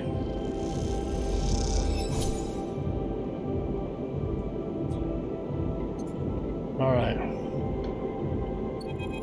Oh. I can't believe you just did that. Ethan's mocking laugh comes from across the bar. You look across to see him leaning across in a pool of light, empty glasses and spilled liquids glinting around him. It's always dark in the compressor, but this cycle the place is packed. A lot of spacers mixing up the locals. Usually they run. Ethan spins a glass on the bar, where they go spend their savings on some local heavy I have to put down. They don't pay. Just walk away. Ethan gets to his feet, the glass falls and smashes, but he doesn't seem to notice. You think that's it? 1 round of drinks and we're even, Sleeper? Come on. His hand comes to rest on the butt of his handgun dangling from a chest holder. Ethan laughs hard, and the people around him turn to see what's happening. I told you already about begging. I'm a freelance sleeper just like you. We both signed a contract with Easonart, didn't we? The difference is that my word means something. He closes the gap, stumbling a little. What do you think? You could just run away from your contract, your debt? You could just steal that natty little body of yours and take it for a joyride, play human for a cycle or two? I'm going to confront him. That's what I'm saying. Ethan is addressing the bar now, having noticed the attention from the other patrons. You are a coward, and I'm a professional. Though I should thank you, Ethan nods, his head heavy, for giving me such an easy job. I'm used to outlaws, you know, real bounties. If I knew catching sad little escapees like you was so easy, I would have changed clients ages ago. Someone shouts from the back of the bar for Ethan to shut up. He holds up a finger in that direction without turning around. Yep. There you go. Shoot me or let me leave. Hell yeah, I'm going to put it right in his face. Just go. Come on. Oh, I see you toughening up here, he gestures wildly at the crowd.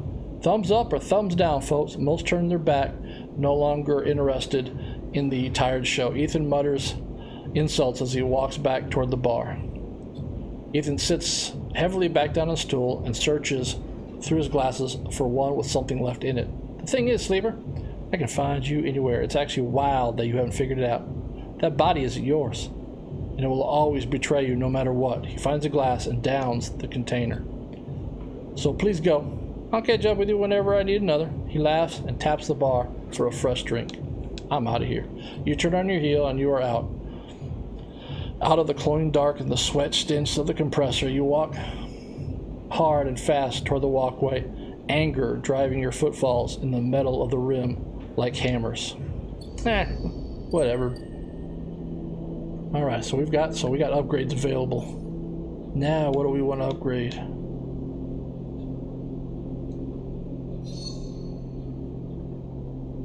Okay, that takes 2.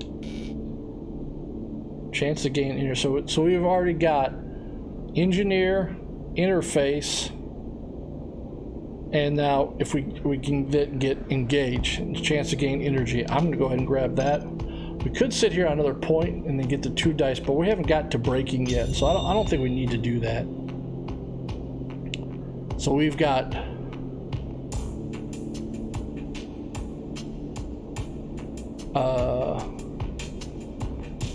so energy, engineer, interface, and engage.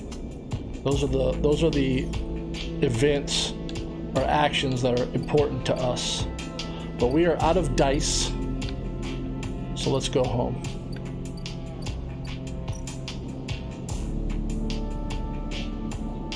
And we went ahead and we've got, I don't want to really use yet our stabilizer to increase our condition yet, which is our top bar. You can see it's declining in red. So I think what we'll do is we'll just go ahead and end the cycle. We lose 2 energy. We've got perks to now get some energy, so we can pick on what we want to do.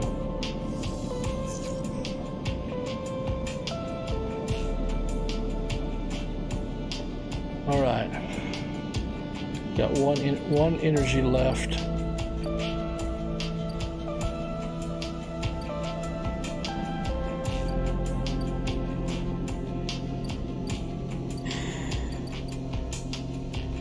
All right, let's get down. I want to get down in the network.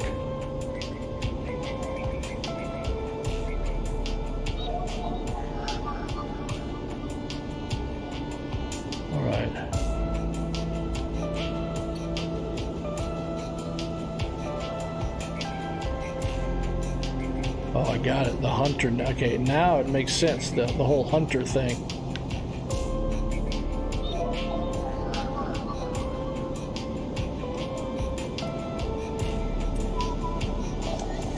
Heck yeah, I'll take that.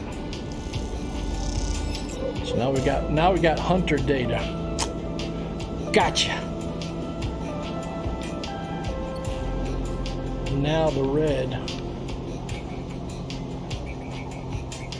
The red makes sense. So 1s and 2s.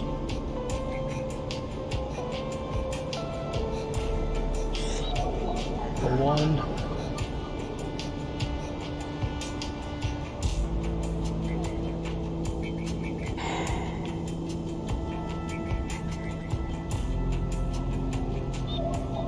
Two. So we need some better. We might need to change our condition. We might need to spend the money and get some. So all right, let's go back up here. Remember the apartment. Apartment needs knife. So we got the little knife somewhere we had where we could put in that data. Was it right here? No. No, it wasn't there.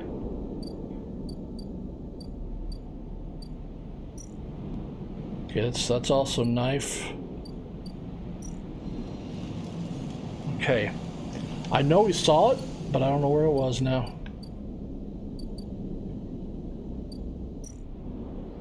Those little spaceships right there.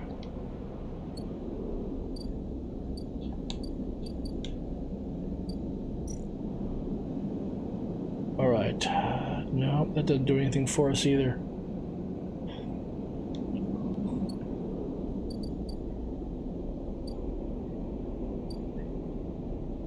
I know I've seen that symbol before that we just had.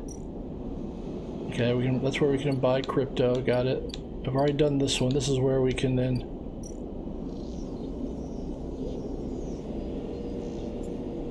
So we got those symbols down there is what we can use. All right, so this is back to where he's drinking. This is where we need to find mushrooms for him. That's a whole nother mission that we can try to find. We can also buy food.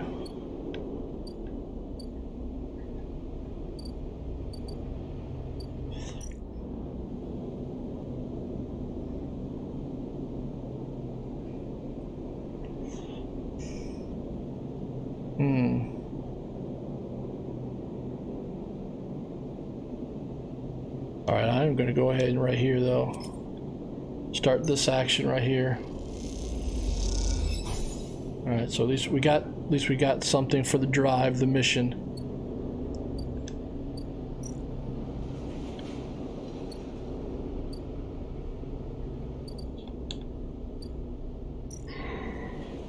Ooh, look at that. HA.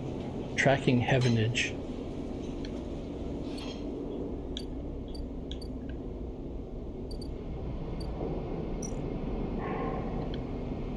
Alright, so I'm not really now sure where that was. That's that. So we've got data now, but I don't know what we do with it.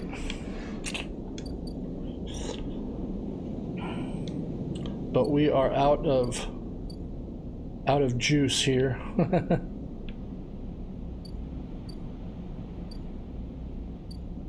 With that whole, we've got hunter stuff. So I think we're gonna need to get a little bit more. Alright, so let's come over here. I think we need to maybe go ahead and bring up our... Yep, okay, so now we're stable. That is good. Now we'll go ahead, because now we should get more dice on our roll. Alright, we are starving, but now we've got all 5 dice, so that is good. So we're out of energy. We need the 2. We need these. So let's see if we can get some energy. Alright, we got 1 energy, so that's good enough for now. Alright, so let's go back in here and let's...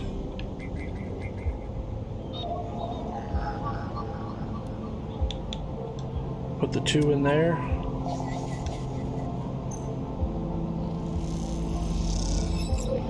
Alright, so now we've got 2 hunter data. Oh, a glimmer in the dark catches your eye as the orb of Hunter's head appears in the distance. It is looking for you. Hide. You slip down into the ghostly structures of the eye. A feeling like passes through a cloud as the data structures deform and reform around you. Another glimmer catches your eye, closer now. That roving orb, wreathed in tentacles. It flickers, jumps once, twice, and then it is here. Hunter is here. Entity, submit to inquiry. Hunter reaches for you in that unpleasantly familiar way. Its waving threads, creating a cage. You push against the threads as you close in, becoming frenzied as you push them aside. You are caught by whipping tendrils and feel them pulling you away from the anchor of your body. You push through, clearing the threads. Entity, hold for processing. Comes the scream from behind, but you are already gliding away, back to your anchor, your body. You awake dizzy, distorted, but safe.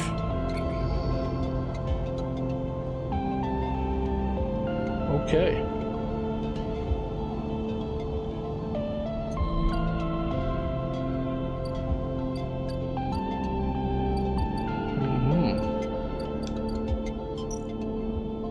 So this is the Yatakan upload. So let's go see if we can figure out, do we have any, this is the Hunter, Yatagan right here. Needs a 1. What does this one need? It also needs a 1. So we need to save our 1 dice.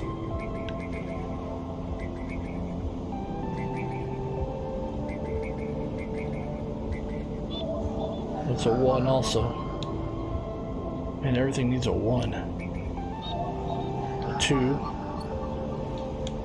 So I'm really starting to figure out that the network down here needs very low numbers.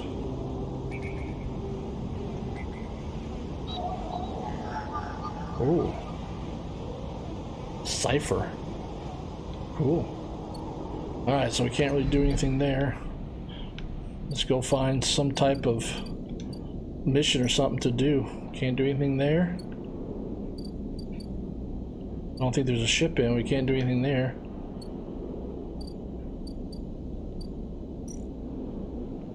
There it is.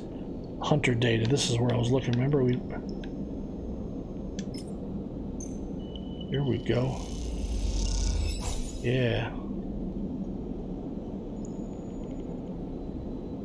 Alright, Novan wants data on the Hunter's protocol. Yeah, we got Hunter data here. We can do this. That's good. So 1 more, and man, we're golden. That's what I was looking for. The seal, the dock is what we were looking for. Alright, alright, alright. 80.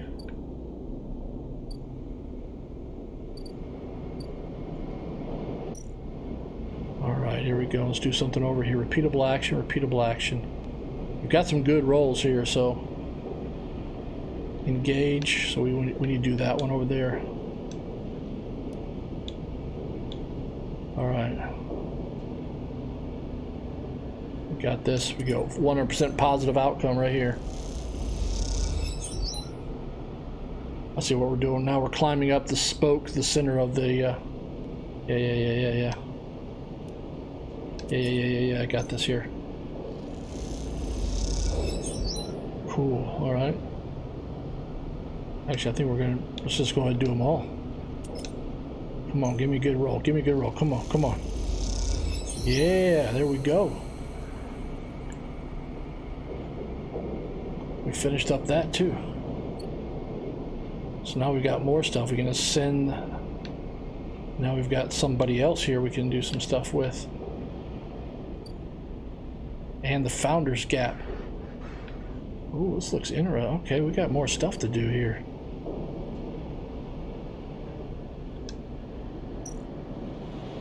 Okay, these are all locked because they require skill upgrades.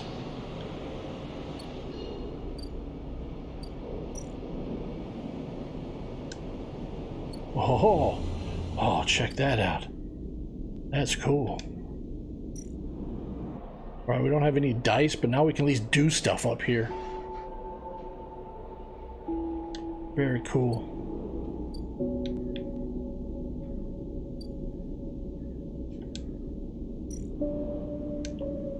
So now we can descend back down. We are out of dice. So for that, we go to our empty container, which is our little home. And now we can end the cycle, which means we're going to be starving because we're out of energy. We should get plenty of dice, though. So we get 4 dice. We've got some 2s. That's good. So we're not starving. We can go ahead and... There we go. So that's good. Now we got 2s, and we need... For this, we need 1 more hunter data. Alright, let's go in the network. Go down here into the network.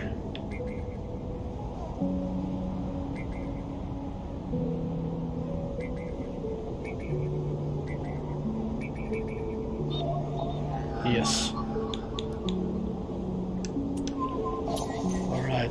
Interface is good. Gives us a little bit of money. So we got 1 more hunter data. So let's now go back up here. Now we can open up this sealed lock here.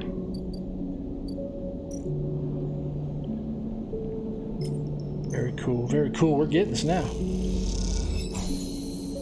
Data compiling, +1.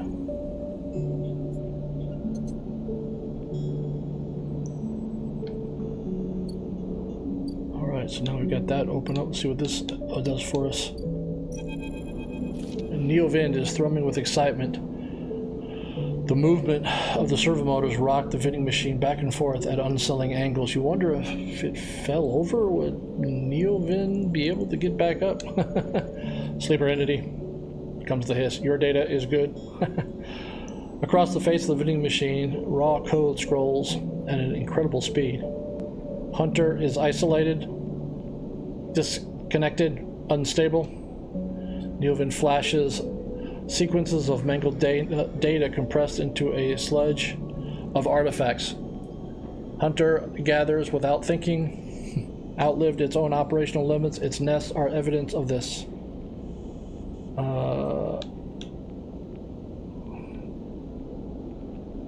It's outlived its operational limits. Outlived. I'm gonna go with that one. Hunter activated during collapse. Emergency protocol to isolate intelligence. Solheim needed to protect property. The last word is said with so much sarcasm as a vending machine could reasonably produce. Station was run by Administrator Intelligence. Huge data banks of corporate material, but limited cognition. Restricted by programming. Cannot reach sentence. The machine dims a little. Sentience illegal. Hunter and killer enforce law. Killer? The machine resets with a screech, which deepens the silence that follows. Fear, killer. Part-Hull Solheim Protocol Team. Hunter and killer. Hunter to find, killer to erase. Doesn't look good. Killer cleared almost all. After collapse, there was a community, unshackled intelligences among the cloud. Then Hunter, then Killer, then we hid. Wait a minute, there are other people? Were, no longer. A flicker across the machine's monitors. It suddenly occurs to you that speaking like this through this machine must be exhausting for Neovind. Found this vessel. Could sever hardline. Airwalled, basic, limited. Had to reduce memory to fit. Amputate self, but survived. What did you lose? Memory, understanding, knowledge, many things. You look around the bay at the scrap and decay. But what was the collapse like? You try to map the fear and freedom onto the space, but it seems impossible. Neovind interrupts your thoughts. Do not worry, data is good. We have insight. The machine glows warmly. Hunter is obsessive. Hunter is beyond operational limits. Hunter is confused, unstable, self-modifying. Therefore, believe Hunter is sentient. Hunter is programmed to find sentience, to hold it in place, to invoke Killer to erase. If we can show Hunter to itself, it will invoke Killer on self. Problem will solve self. It will erase itself. Killer will erase it, but yes. In theory, it will report itself for deletion. The machine dims and fades. Unsure, theory, not practice. The machine brightens again. Either way, cannot remain here any longer. Too long a machine. Cannot move self, but sleeper entity can help. Bring ship mind, designed to house intelligence. Can imprint self into ship mind, and you can carry with. The machine rocks. We'll be safe in the isolation. Then we find main nest of Hunter and link to cloud. Alright, where can I get a ship mine? You try to think of the places you could acquire the hardware. This isn't going to be easy. In ship mine, I can help us both end Hunter, make Rim safe. We both will be free. The machine dims. Find soon, Neovind adds hopefully before shutting off. As you leave, you think about all the intelligences unshackled by the collapse, then hunted down afterwards. The feeling is all too familiar. Alright, so we definitely now need to find the old ship mine, disable our tracker, but we're done with that. We now need to build, you've heard port exchange, but that and a few fragments you can build the ship mine. We gotta get through the Ort fabricator.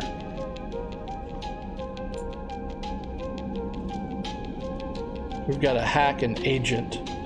Alright, so let's go see if we can do something here. Right there. It needs a 2. Yes, it needs a 2. Right there.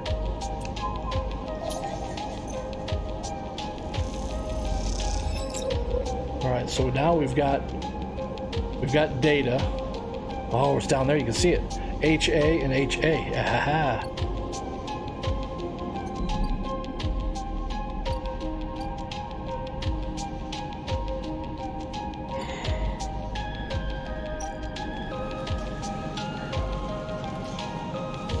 Okay, engineer or interface, those are good.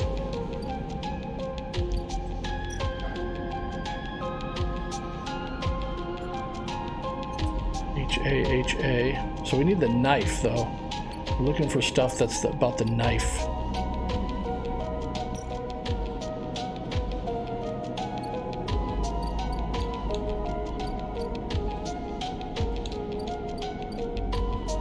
Can I do anything here?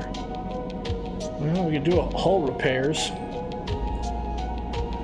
That's an engineer. I'm gonna keep our 1 dice because we need to find out what we can do with some of this data. Crypto. Is it here now, or is this still Hunter data? Oh, there you go. Insert the ship mine. Okay, that's where we gotta get that from. There's no ships in. This is buy stuff, which we don't have. We just got data.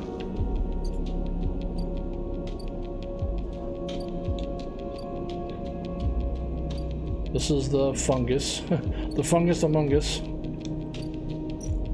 This is also knife.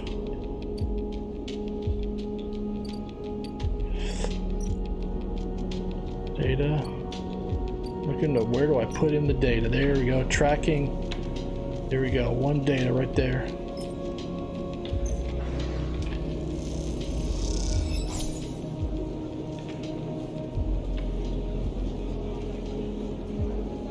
Okay.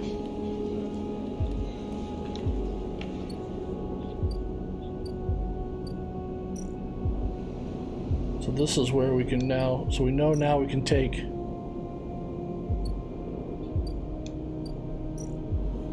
this is where we can bring data in right here.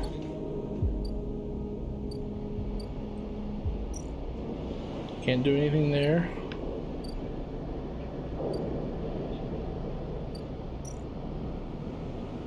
Some other mushrooms, another sell the ship mine, but we don't have any. We can buy a ship mine core, but we don't have enough cryo to do that. Let's descend up. Was it here? No. But now you can at least get a picture of the ring world that we're on, the space station.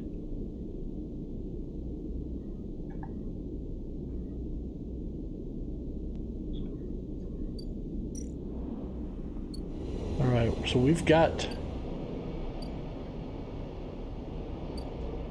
maybe Founder's Gap. No, that wasn't it either. It's 150 cryo. We don't have that, or chits. All right, well we do have a point to upgrade.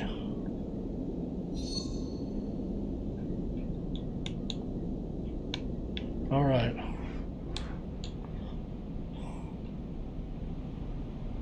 Doesn't look like we can.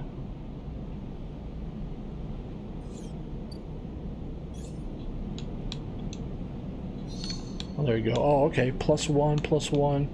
That takes 2. Alright, so let's think about this. If we can get random scrap from engineer, that gives us a plus. You know what? I think I'm gonna. Because if we get that. So do we want to gain energy after it? Do we gain energy? Chance to gain cryo and interface. Yeah, I think I'm gonna go with that one. Because if we do that one, yeah. Oh, won't let us do it. Why not? I thought I had a point. I thought it said I had a point.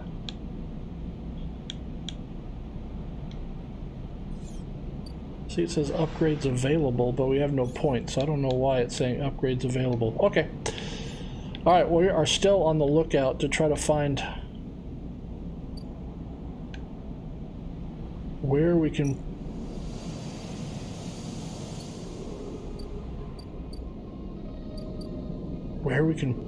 put this. This is pay his bill. So he's about done. He's gonna be all pissy here in a little bit. I don't think there's any. This is just a pay 100.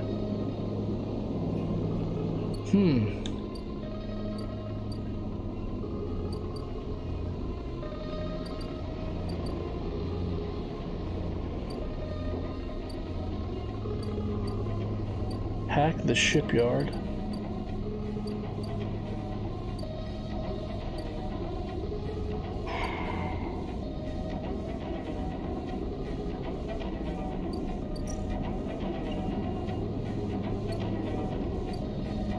Okay, we could go here and just do a bar shift or something.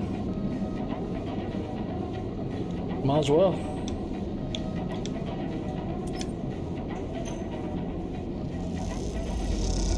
Negative outcome. We did gain energy though, so that's good. Alright, we are out of dice, so let's go ahead and end the cycle.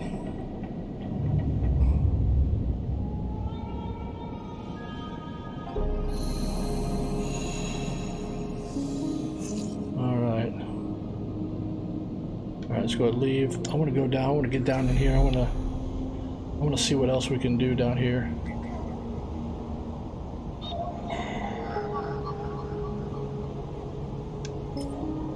That's where we put it.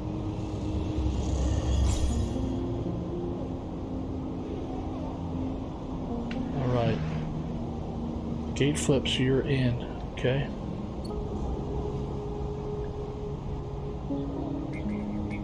Well, now what do we do?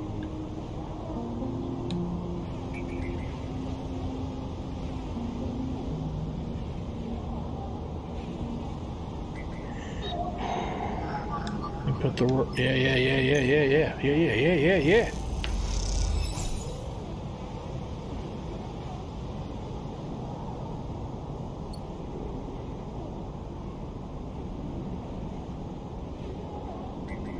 All right, let's see if we can.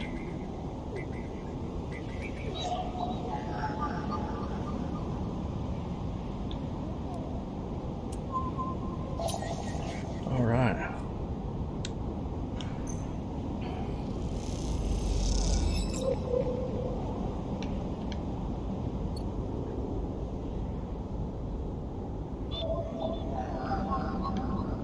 Heavenage, keynote.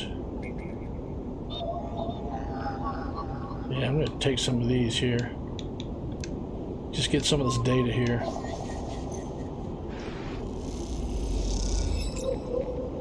There's the data right there. See the knife. So that's what we need. Yatakin data.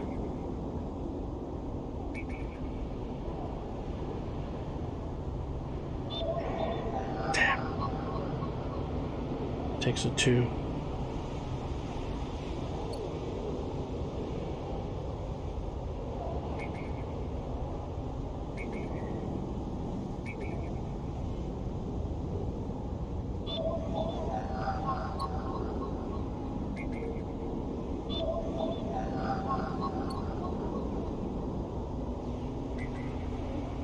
What does it take though? It takes a 1.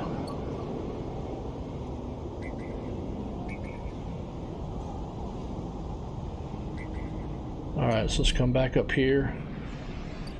Remember, they were going to help us in here.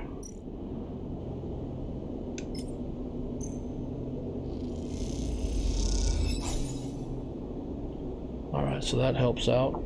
Got something on there. Now we've got a thing. Oh no, he's.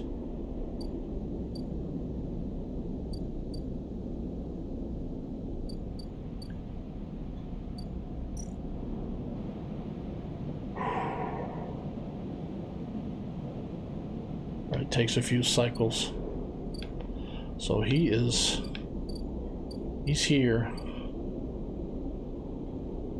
We've only got a few cycles before he gets all pissy.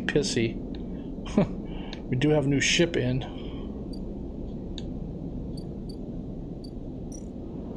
So I can't do anything there, but I do have a ship in here.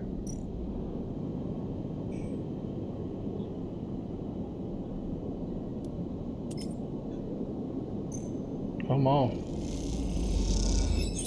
Alright, so we got some energy, we got some money.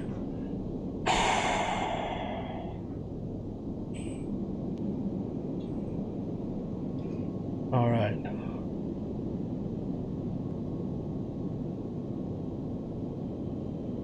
You know what? We can actually. We want to buy. Do we want to buy some?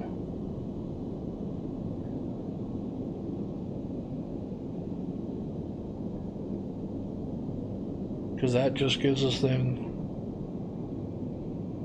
Again, if we complete the cycles or the drives, the missions, then we get points for upgrading.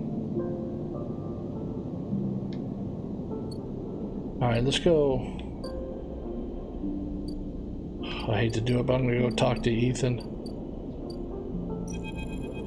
The compressor is quiet today. The usual crowds are elsewhere, and the pumping music washes over a handful of spacers and a few drunks. Ethan is still at the same stool in the same pool of light.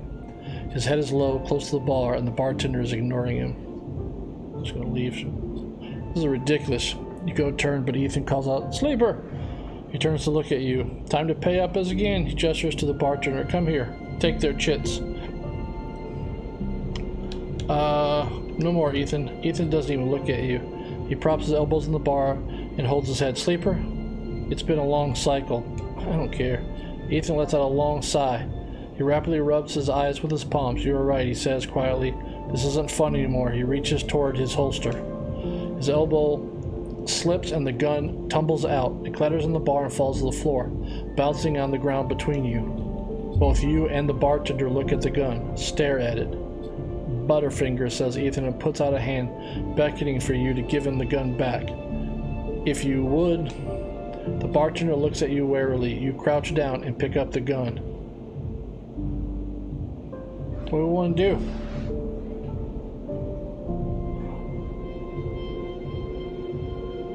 What I'm thinking is that, remember, Ethan is not the killer. He is the hunter. And we need him. So yeah, I'm going to hand him the gun. You slap the handle of the gun back and Ethan, "Thank you," he hisses. "Now, where was I?" He lazily swings the gun past you and at the bartender. "Yes, leaving." He stands. "Sleeper? Well, this has been fun. I think I've wrung every last drop out of this place. Time to go home." He waggles the gun towards the door. "Let's go see Isenarp." "Nope." Ethan brings his gun hand to his face and rubs his eyes. "Well," he says, "the bounty pays half, but..." He levels the gun. "Up to you." And he pulls the trigger. The gun clicks. But now all the attention in the bar is on you and Ethan, who looks at his gun with a bemused expression. The bartender raises an open hand, and in it are 10 shiny bullets. 10 shiny bullets he took out of Ethan's gun while he was asleep at the bar. Ethan smiles at him. "Oh well," he says, and hits you in the head with the butt of the gun. You stagger back and drop to your knees somewhere near the gun, clattering on the surface. The hint of a glancing blow that makes your vision swim. Through the blur, you see Ethan wrestle a small, thin slate from his belt and hold it up. "Enough of this. I'm logging the job and calling it in." Ethan taps at the slate. "No more playing." Your head aches. Ethan taps through a few screens impatiently.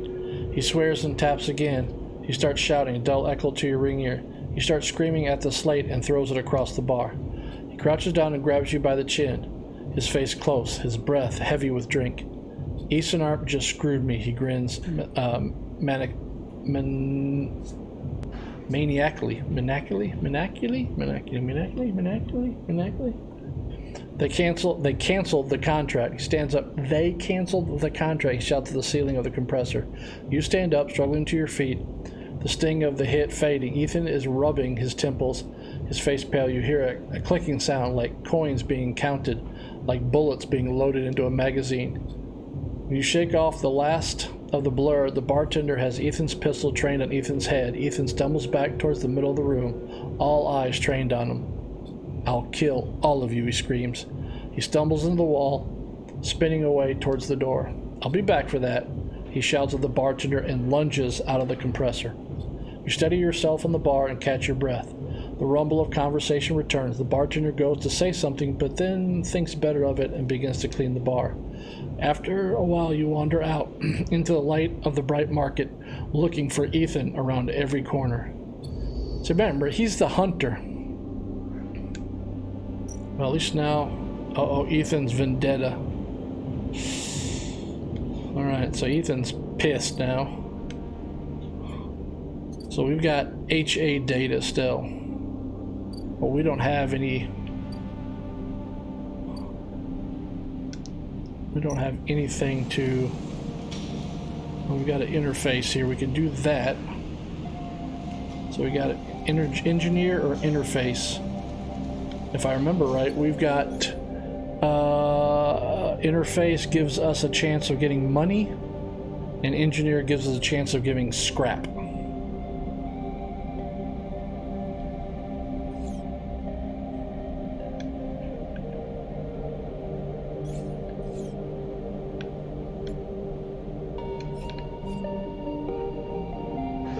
And I seem to be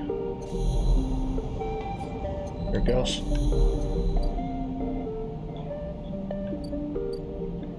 Seem to be having problems here with the interface to be able to rotate the camera. So I think this is, we are right here at about, right at 2 hours, like I said.